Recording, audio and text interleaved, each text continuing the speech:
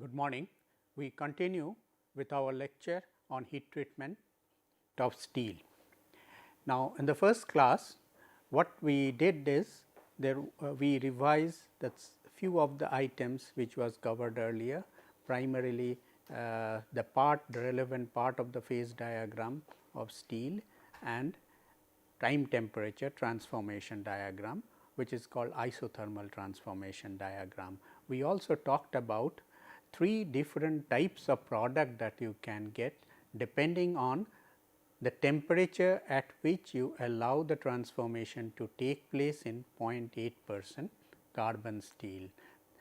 So, in the last class the entire topic was discussed with respect to a definite composition of the steel. And in fact, in short, if we look back, what we covered is this portion. We also talked about 3 different types of product as a result of 3 different types of transformation, and we looked little detail about how the formation of perlite takes place. We also talked about the nature of that isothermal transformation kinetics.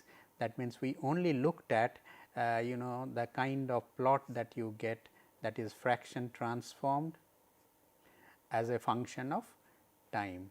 And what we found, that there is an incubation period, this type of S shaped curve you get.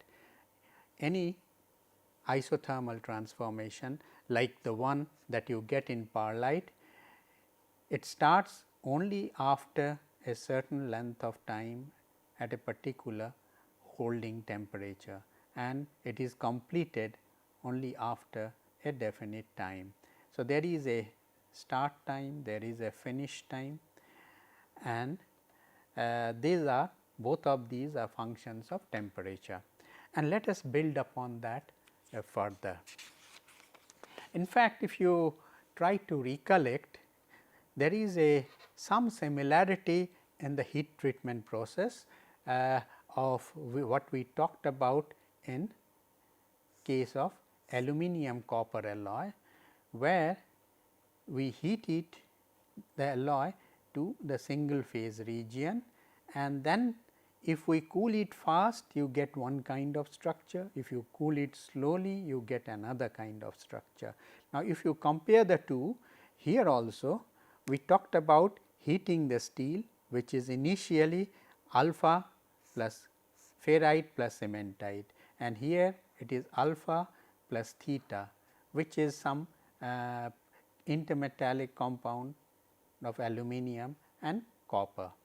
So, this is and here this is an iron carbide, cementite is an iron carbide, and in this particular case, if you overall heating process, if you look at heat treatment process, you have initially a 2 phase structure, you heat it to this temperature,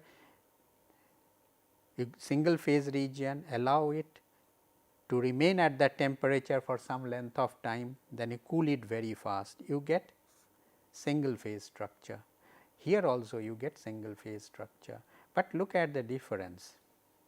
Here there is both cases, in this particular case there is no change in crystal structure, and there is this and the material becomes soft, whereas in this case the crystal structure changes, and by changing this crystal structure you are keeping by force much more amount of carbon in the lattice, and the lattice gets distorted, and instead of getting, say, normally the ferrite is, this is BCC, and if you look at that solubility at room temperature, it is virtually negligible, and if you quench, what is happening? You are keeping almost nearly 1 atomic percent of carbon in the solid solution, and if you do so, then this lattice gets distorted and it changes to body centered tetragonal structure. So, we talked about this last class, and we also see that it is possible to design isothermal heat treatment process by which you can get different mixtures of structure. Suppose if you heat a steel to this particular steel in the austenitic region, quench it to a bath, maintain at this temperature, allow it to transform completely. Here you get parlytic structure. If you allow it to transform at this temperature, you get benitic structure. If you quench directly, you get fully martensitic structure, whereas if you have with intermediate hold like this, you hold it here, some amount of parlite forms, you quench it, another, and then here also you keep it for sufficiently some time, length of time, so that some amount of benite forms, and then finally you quench. Still there may be some amount of untransformed austenite. So, these the in between region actually represents austenite plus transformation product, possibly alpha plus carbide, and cementite is one form of the carbide. So, in this particular case you get a parlite, you get benite, you get martensite. Now, what happens in this particular case? Whenever you draw a vertical line, just think you are cooling it at a very fast rate. So, here there is some amount of untransformed austenite. So, that transformation you are suppressing, you are coming over here, holding it for some time. So, there is a likelihood a part of this may transform, and that will depend on the kinetics, whether the complete will transform or it will actually depend on its present structure and also how long you are holding here. And finally, if there is something left untransformed, if you quench from here, it can get transformed into martensite. So, here also, although it is crossing this line, does not mean that this parlite transformation is complete. This untransformed portion will undergo transformation isothermally here partly, and when you quench, the remaining portion will get converted into martensite. So, here also you will get maybe different amounts, no doubt, from this particular case, but here also you will get 3 different types of microstructure. So, the total microstructure will be a composite microstructure consisting of parlite, benite and martensite. Now, let us look at that parlytic transformation in little more detail.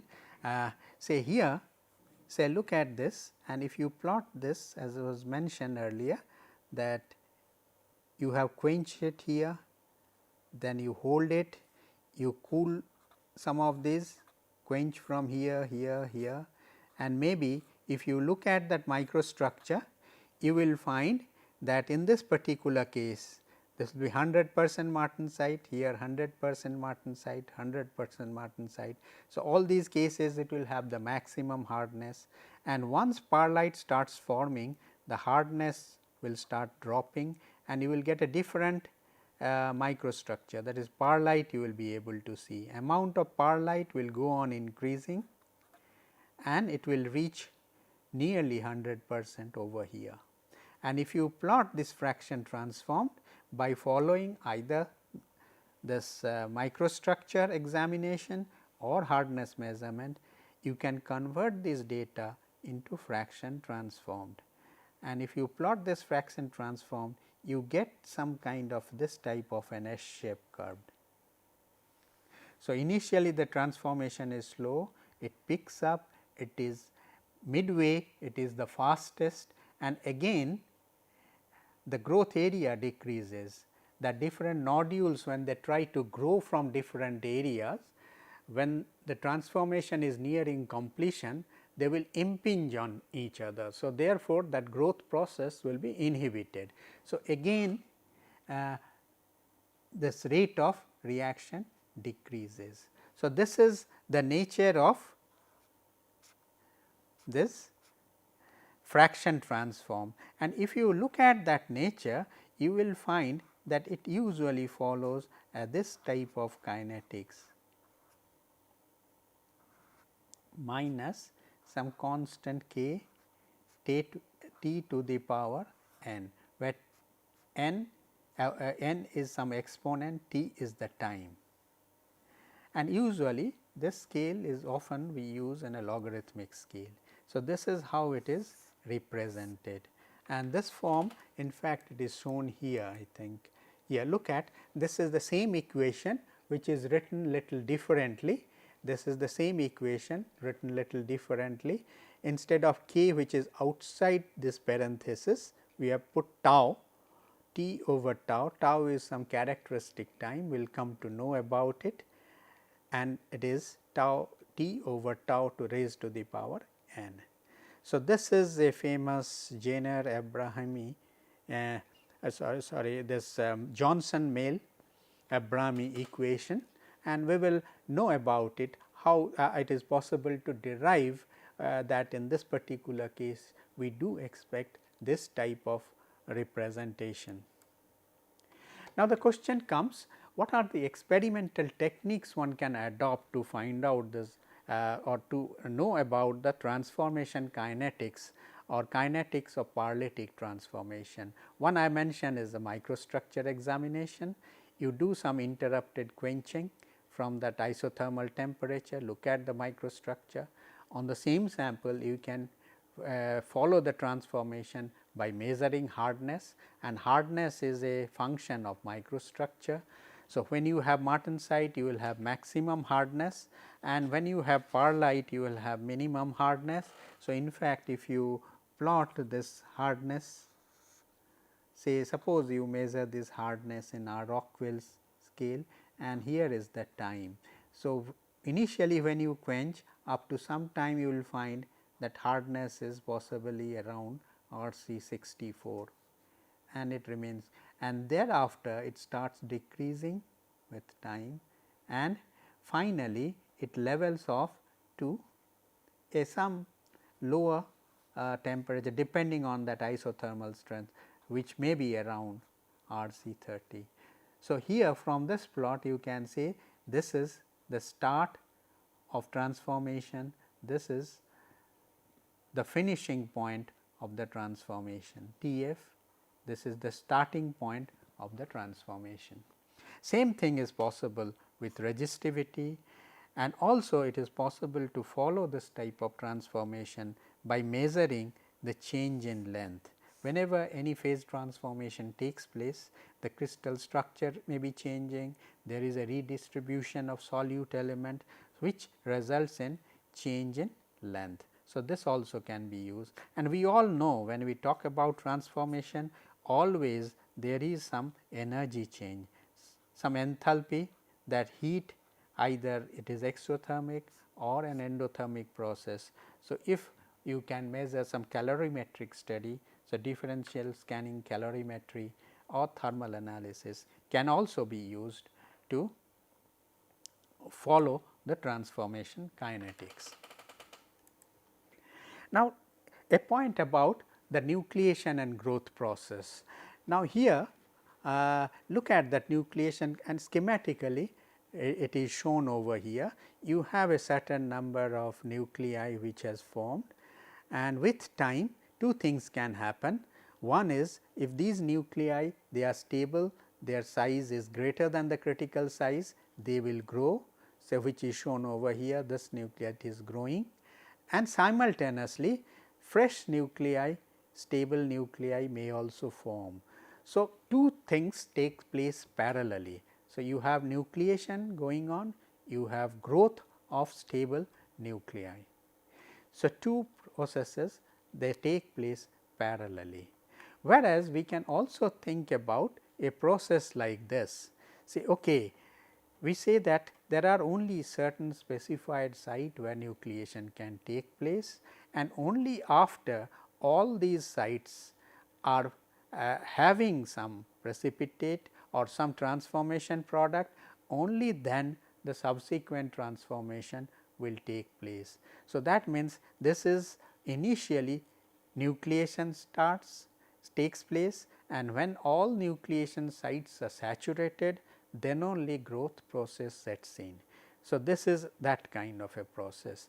And finally, towards the end also in both cases, either here and here, it will also come up with a situation when these keep growing, and ultimately this transformation will also depend on this impingement factor, something like this.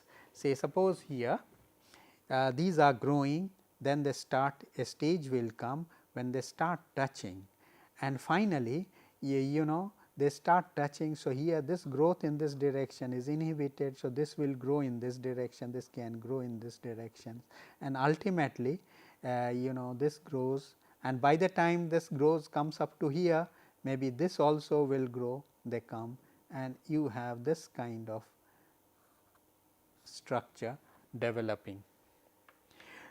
So, that means this is impingement is also an important factor, and this thing shows up towards the end of the precipitation or transformation process. Now, a quick look at this process which is shown over here. So, imagine, so this is one nucleus which is growing, this is one grain which is growing, this is the another which is growing, and this volume is V1, this volume is V2, and let us say this is the volume of this total space is V total Vt. So, fraction transform you can estimate it sum of V1 plus V2 over total. And now, so this we call, if there is no impingement, we can call that this is true volume fraction, whereas in this particular case if we do, what will you get? You see there is a area where these two overlap, these two are overlapping. Nevertheless, we can still calculate a volume fraction based using the same expression as over here, and which is done. And now, you expect, and you really you can clearly visible that, and it is evident that this volume fraction transformation, this fraction transform will certainly be higher than the true fraction transform. So, we call this extended volume fraction, this or you extra volume fraction, this is there is something extra, the true plus something extra is this. And is there a way of finding out?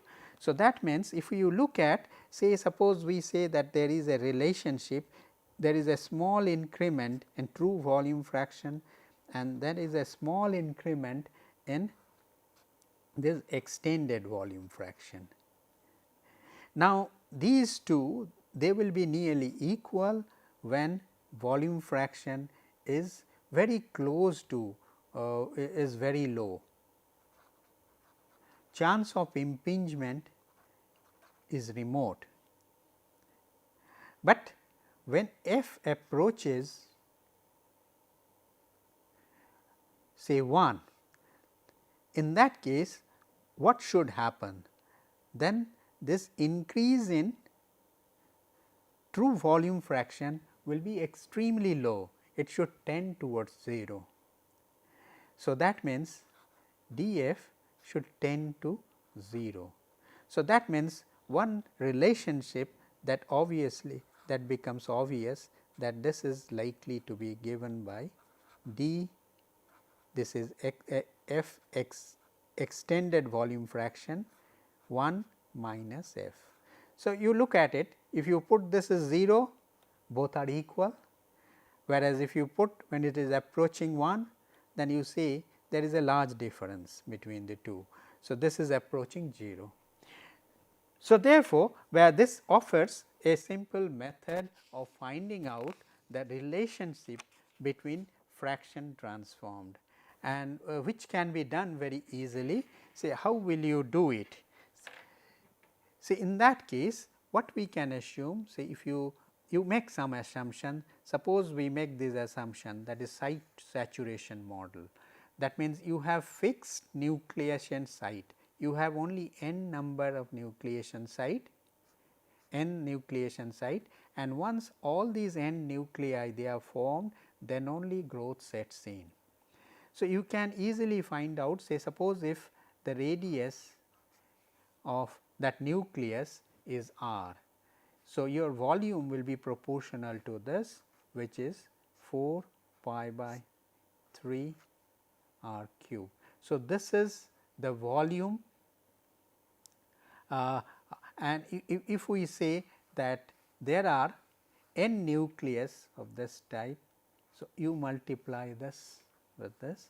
So, therefore, this we can say is equal to the extended volume fraction. And if we assume that there is a growth rate is constant, that means R increases linearly with time. So, suppose this G dot is the growth rate time. So, if you substitute this here, you get an expression for extended volume fraction. Now, to get d extended, what you need to do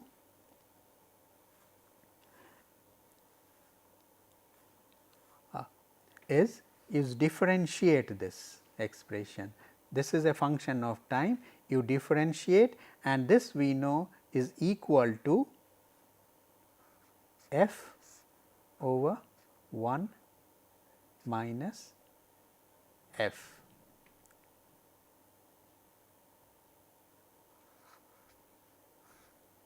And once you substitute this over here, then you can integrate and get that expression, and which is shown over here.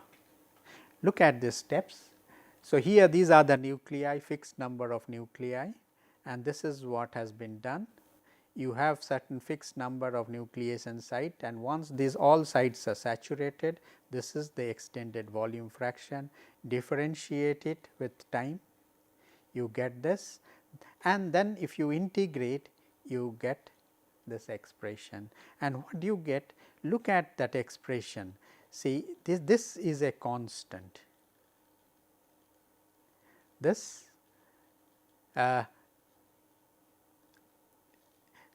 and you can find out this constant is equal to so rather I think this should be, this is 1 to the power n. So, this should be tau, I believe.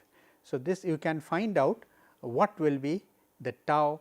Can you express tau in terms of, it is not k, it is, can you express tau in terms of as a function of nucleation site and growth rate.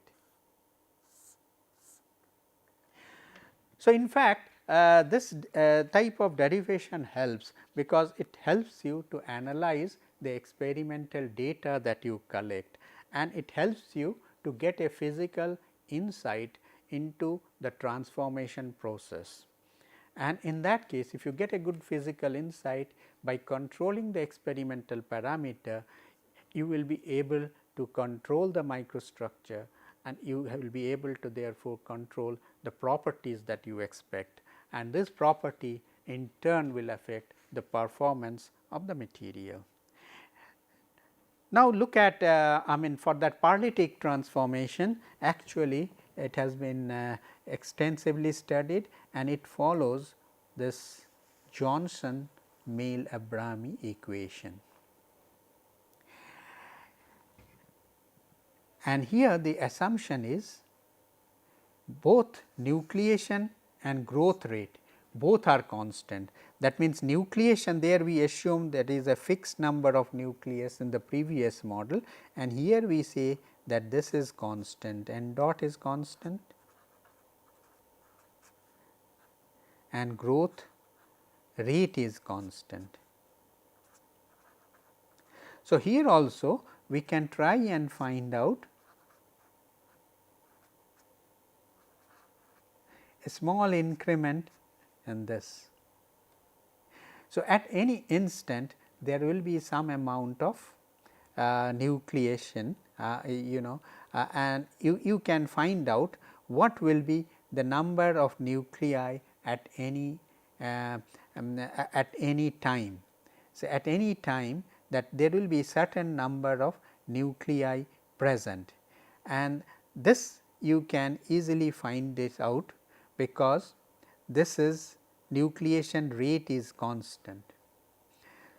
So, at any time t you will have, so if a time increases, say suppose we want to find out if this increases, say increment in extended volume during a time period t, how will you calculate? So, here there is a nucleation which is taking place, we can say n dt is the nucleation rate. So, what we can say that there is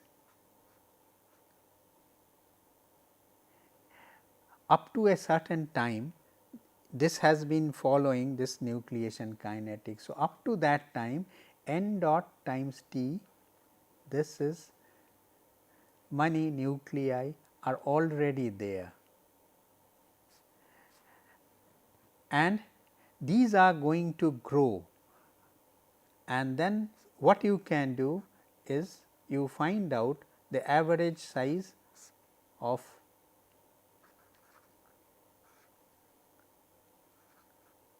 so this is 4 pi by 3, then g dot time, this is the average size of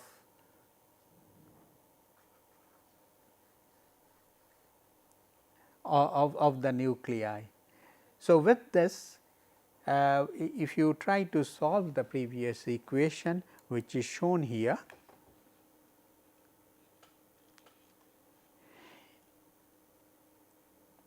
I think what is missed here is another time t, because there is t cube, you will get n dot.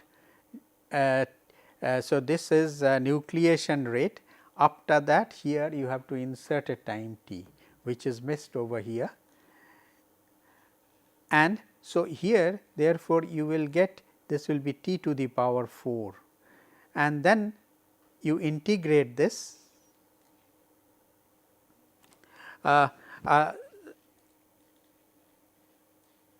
If you integrate this, there is a t cube here. So, this is up to a time this dt, this no it is okay, this is perfect, this expression is perfect, rather I made a mistake here. You need not, because up to a time, if this is the growth rate, so within this time so many nuclei will be forming, and what we are putting it is right in the beginning of the transformation process. This is the total number of nuclei which will be present at time dt, that initial, right in the initial stage there are so many nuclei, and this is the average size of those nuclei within that time, that small time t we are considering at a time t, and at time t you have certain number of nuclei, and what happens at time t plus delta t, the volume fraction will increase by this amount. And then what you do, you integrate this, since there is t cube, here you will get t to the power 4, and the expression comes out to be this. And here also what you do, you try to find out tau, this expression is given here. Now, look at the thing, earlier we got this exponent 3, here we get exponent 4. That means, this n is an indicator of the mechanism, it helps you verify the assumption that is followed, that it follows that transformation process. So, that way if you try to build up this kind of equation, knowing some that physical concept, it is possible to get a deeper insight into the process kinetics. And this is what has been done here, say in the site saturation model.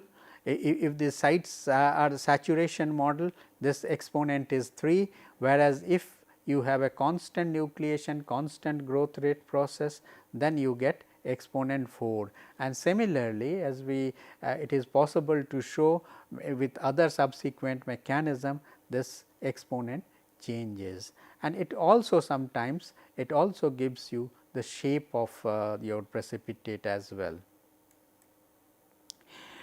Now, a quick look here at the growth kinetics, little detail, the perlite growth kinetics, and it was mentioned that perlite growth, it is follows through nucleation of cementite at maybe this is an austenite boundary, a plate of cementite nucleates, and this disturbs the carbon concentration in the surrounding. When you have this nucleus this forming, when cementite precipitates out, look at that phase diagram. If this transformation is taking place at this temperature, this is the degree of supercooling you have. Here this is the amount of carbon ferrite can have, and this is the here ferrite is the stable phase, cementite is the stable phase, and when the cementite forms from austenite, it draws all the carbon from the austenite. So, therefore, the surrounding what happens where with austenite when the cementite forms. So, this is the carbon concentration in austenite which remains in equilibrium with cementite. So, that means if you have austenite grain over here, you have austenite, this austenite will be in equilibrium with cementite, and the carbon concentration in austenite near this cementite interface will be given by this, whereas cementite carbon concentration we know it is 6.63. So, since that much carbon has been drained from this neighboring region, here this carbon concentration drops, and with ferrite also it is possible to find out what is the carbon content at this ferrite that interface. At ferrite interface you can find out by extending this. This is the carbon concentration in ferrite which remains in equilibrium. This is the carbon concentration in austenite. Rather we should have maybe if there is a confusion, think about it, we write like this. This is carbon concentration in alpha near gamma that interface. This is carbon concentration in gamma near that cementite interface. So, there is a difference in carbon concentration. So, here you have more carbon. So, this carbon will diffuse inside also, here also you have 0.8% carbon, mind you. So, from here also there is a concentration gradient, it will start diffusing. So, therefore, what you have using the diffusion kinetics, you can find out the flux of carbon atom which will move towards this, and this will determine this growth rate, that is G dot, which will be equal to that carbon, which will proportional to the carbon flux. So, it will be proportional to the diffusivity, proportional to the concentration gradient, and this concentration gradient you can represent. This is the difference in concentration, this is the maximum difference. So, this will be the fastest movement from here to there, and look at this distance lambda. So, this is, you can say this is average lambda is this interlamellar spacing, that spacing between two cementite plate or spacing between the center point of two ferrite plates. And so, therefore, what happens is this growth rate depends on diffusivity, which is a function of temperature. We know that diffusivity is a function of temperature. Diffusivity is a proportional to exponential minus activation energy over RT. So, if the temperature goes down, the diffusivity becomes lower. So, there are two and again you look at this driving force for that carbon movement is controlled by this distance. So, higher the undercooling, higher is the driving force for that diffusion, and there are two different opposing factor. So, therefore, the G actually initially increases with the delta T, initially it will increase, but when you go down that diffusivity, this will become more predominant. So, it can become slow again, and that is why you get that C shaped curve that you get in the transformation diagram, and which is so this answers is why do we get C shaped time temperature transformation curve. So, this is the total expression for fraction transformed, and usually often we talk about that 50% that limit actually when you have this CCT diagram, that continuous the transformation diagram, it is often convenient to represent transformation kinetics by this C shape curve, which represents actually this is temperature, this is time and this represents time for 50% transformation to occur, and which can easily be related to the tau. There can be some direct relationship with tau, and I leave this to you to show that to time to reach 50% transformation can be expressed in terms of nucleation rate and growth rate. So, this is the type of expression you will get.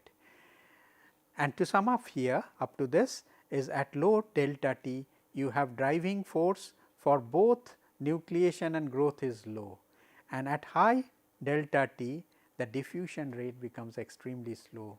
So, therefore, although the nucleation may go up, but point is this growth becomes very slow, and therefore, maximum a rate that you get is a maximum rate that you will get at an intermediate temperature. So, this explains the C-shaped nature of the curve.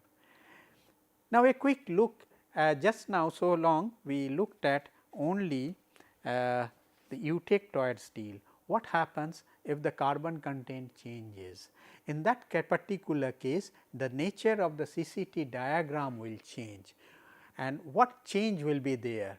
So, here there will be some transformation even before the eutectoid temperature is reached. If you recall that phase diagram, so you have that if you recall that phase diagram, you have a region like this. Say hypoeutectoid steel is over here, hypereutectoid is this place, and both cases if you start cooling from this point, you pass through a region where from austenite ferrite will start precipitating first, and if this happens, then how will this transformation diagram be modified? Basic nature will still be the same, but what will happen is there will be another critical temperature. This is over this A3 only you have full austenite. When you heat it above A3, you get homogeneous austenite. A1, this is the temperature, eutectoid temperature, which is roughly around 723 degrees centigrade. And when you start cooling here, if you hold it isothermally, after some time pro-eutectoid ferrite will start precipitating out. So, you will get another line which represents start of ferrite transformation. Similarly, there should be a line for ferrite completion of that ferrite transformation, and which indeed is actually the start of once that ferrite is complete, then automatically this transformation starts, but this cannot start unless the temperature goes below 723. So, this becomes asymptote here, this becomes an asymptotic over here. And here also you can think of, if you have this type of isothermal transformation diagram, what will be the product? I will leave it to you to answer. And exactly, so what you have? You only have another additional line. Second is of course, this time value etcetera, that may change. It what will happen possibly, this will come closer, the nose will come closer to the origin, closer, and usually this time is a logarithmic scale. All this TTT diagram, they are drawn with a logarithmic time scale, and in case of a hypereutectoid steel, this critical temperature is known as ACM, and here also this is 723. This line represents initiation of cementite precipitation. So, start for cementite, and here also So, nature is exactly same, and this nose with an increasing carbon content, you may find that these nose they shift to the higher temperature side. And rest of the part I am not going into the detail, which are exactly same. Here also you will get martensite plus austenite, this also is a martensite plus austenite, and this side is ferrite plus carbide.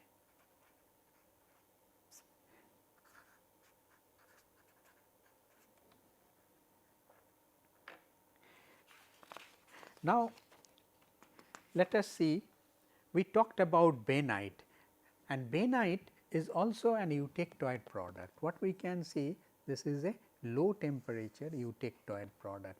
When your undercooling is very large, what happens, that diffusivity decreases significantly. Diffusivity of carbon in austenite is very low, and since this diffusion distance, so therefore, this diffusion distance, which is proportional, if you recall, is the diffusion, the time scale for the diffusion is proportional to root over del d is a diffusivity time t.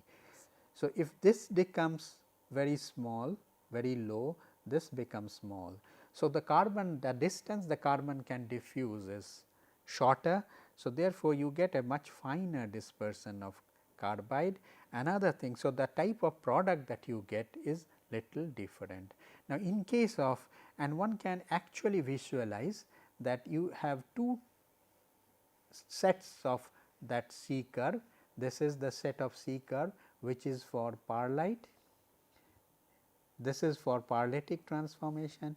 You also have a bainitic CCT, a bainitic C curve. Pearlitic C curve representing isothermal transformation into decomposing austenite into pearlite. You have similar C curve for decomposition of austenite to bainite, which is this. And for plain carbon steel, often it is found that they overlap. So, that means bainite possibly this plot that see, this is the portion, you can say this is the portion of pearlite and this is the portion of bainite, they merge together. So, although we get apparently it looks one C curve, but it may be a superimposition of two such C curves. So, which is shown over here. And if you look at the bainite transformation, here also you get this ferrite plus carbide.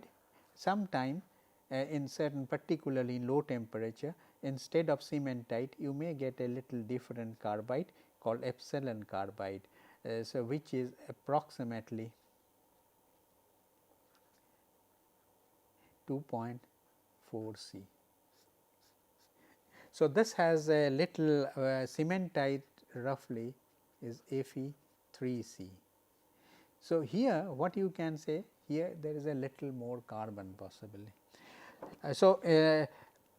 Now, this upper bainite, here also there is a distinction. If you look at the microstructure critically, there is a say if you look at pearlite, the top portion you get coarse pearlite, bottom you get fine pearlite. Difference is only in their scale of mixing. Say one is coarser, another is finer, whereas in case of a bainite there is a little more difference. And what is it? So, one is the way this structure develops. Unlike pearlite, there is some orientation relationship here. So, what happens in case of a bainite, some strips or laths of ferrite form at the grain boundary and this move, and as it moves the carbon starts precipitating as carbides, and these laths or these grains of fine, very fine grains or laths of ferrite, they maintain a definite relationship with crystallographic relationship with austenite. There is a definite crystallographic relationship between the alpha that precipitates out in gamma, and we will see this as we go on. and they form on definite crystal planes, and then these carbide platelets form on that lath boundary. So, if you recollect, so you have this ferrite that plates, and this is how the carbides, and this keeps growing like this, and you have this type of broken carbide platelets, and often they are so closely spaced that even you are likely to confuse this with fine paralitic structure. And if your transformation temperature is lower, say somewhere here, then you get a different type of bainite, which is called lower bainite, and here this shape of this alpha that nucleates, this shape is little different. This is needle type, and the carbide that forms may also be little different, they may be differently oriented, something like this.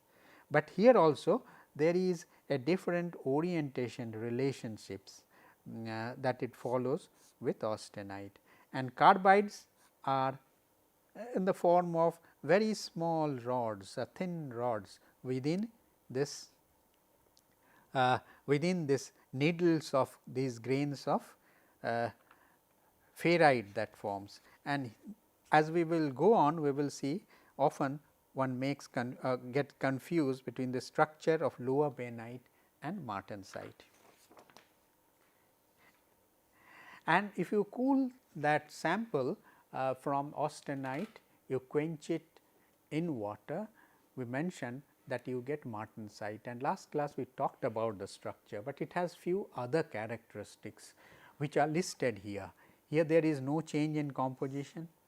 So, obviously, there is no diffusion, no movement of carbon atom.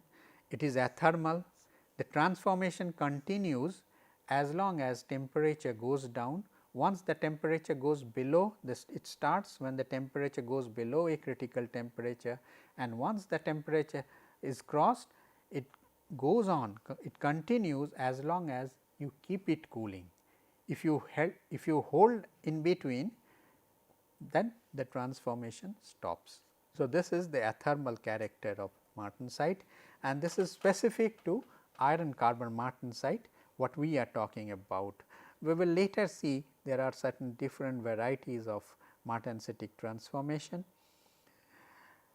There is a crystal different, it has a different crystal structure, and when this crystal structure forms, it is accompanied by significant change in volume, and which sets in a significant amount of stress in the structure. And the feature appearance, it depends on the composition, particularly if you are considering a 0.8% carbon steel. In that case, it is acicular. If the carbon content is lower end, then it has a lath character, acicular and lath. Acicular, it sometime you can say it is also known as a twin, or sometime we will see later. Say acicular is a needle like, and this is lath is like a thin plates, or you can say it is a thin strip with a definite orientation relationship with the matrix, and this orientation relationship acicular and lath, they have a different orientation relationship. Then comes the speed, it is very fast. So, that is the character, athermal character, and the speed is of the order of sound. So, that means the front moves at the speed of sound. So, therefore, if when the martensite forms, if it is possible to keep a microphone, you can amplify and you can hear the noise. So, that is, and since you are keeping so much of carbon in solution by force, it is extremely hard and it is also brittle, and this extent of hardness and brittleness will depend on carbon content it has. And a quick comparison between isothermal and athermal transformation. So, this feature we are very much familiar with. This is the isothermal S shaped curve, whereas athermal, what we are maintaining here, temperature, this is constant. Here possibly we say that cooling rate is constant, and transformation starts only when MS is crossed, and once this MS crossed, this transformation continues, it continues like this, and it is extremely difficult to find out where the transformation is complete, and we will always see later that some amount of untransformed martensite austenite remains in the structure. So, usually MF corresponds to possibly 95% transformation. So, this is the basic difference between the two, and isothermal and athermal character. Isothermal will have the sheet type of shape, whereas athermal martensite you just get indicate these two temperature, and as you go down. So, this is percentage martensite increases, this as you temperature goes down, percentage martensite goes up. So, here it may be 10%, as you come here may be 90%. So, this is this character. Now, to sum a quick look at the comparison of the three pearlite, bainite and martensite transformation, which are listed here. Structure, this has a lamellar structure. Bainite, you have two distinct, lath plus cementite, acicular plus cementite or epsilon carbide, whereas martensite is acicular. In this particular case, a low carbon martensite can be lath martensite, but important feature, it is single phase. Both these are double phase, two phase mixture, but this is single phase. Here there is a long range diffusion. Here also, since precipitate forms, there is diffusion, but diffusion distance is low. So, that means root dt, that is length scale through which that carbon moves, this is low. Here there is no diffusion. Transformation characteristic, this is isothermal, this is isothermal, this is athermal. Orientation relationship, here there is none, whereas here there is definite orientation relationship between austenite and ferrite lath that forms. Here also there is a definite orientation relationship. You have one kind of orientation relationship in lath martensite, another kind of orientation relationship acicular or plate martensite. A quick look at the crystal structure. See, when martensite forms, initial structure is austenite, and when it forms, transforms into BCT structure, you can visualize this crystallographic transformation like this. You imagine join these, then you get there is one atom at the center here, and you have these atoms at the corner, but the dimension, this dimension is A, this dimension is A, whereas this dimension is A over root 2, this dimension is A. Now, look at this dimension, lattice parameter of austenite, lattice parameter of ferrite is this. Now, when it transforms into transforms into martensite, what happens? This crystal structure changes slightly, and what is the change? This C axis, this particular axis undergoes 20% contraction, whereas this axis expands by around 12%. So, this is the net transformation, and this leads to a distortion which is called lattice distortion, which is called Bain distortion. And lattice distortion means obviously there will be change in lattice parameter, and lattice parameter change which are shown over here.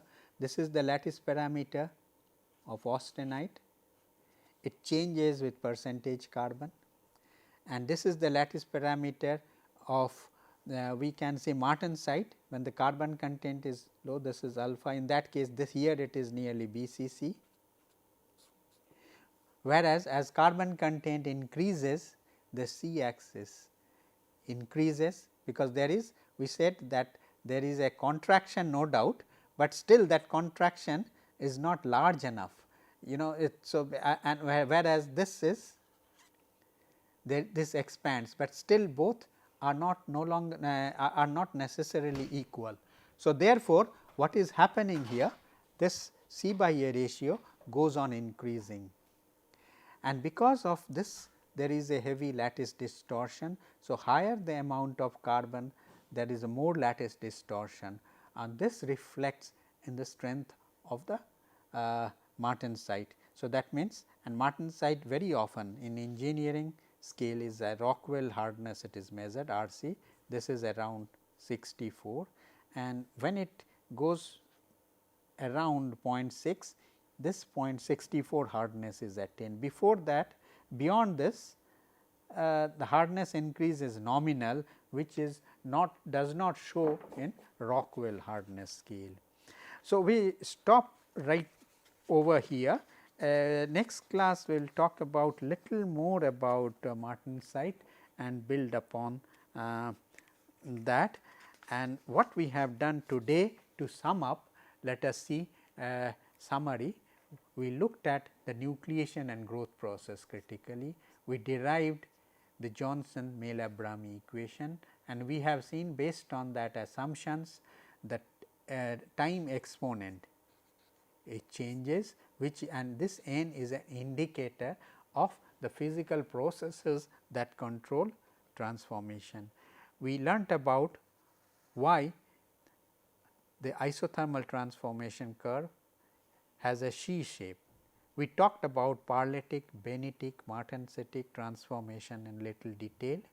We talked about the crystal structure of martensite, and we also talked about some of the characteristic of martensitic transformation, and maybe next class we will talk little bit about martensite morphology and go beyond that. Thank you very much.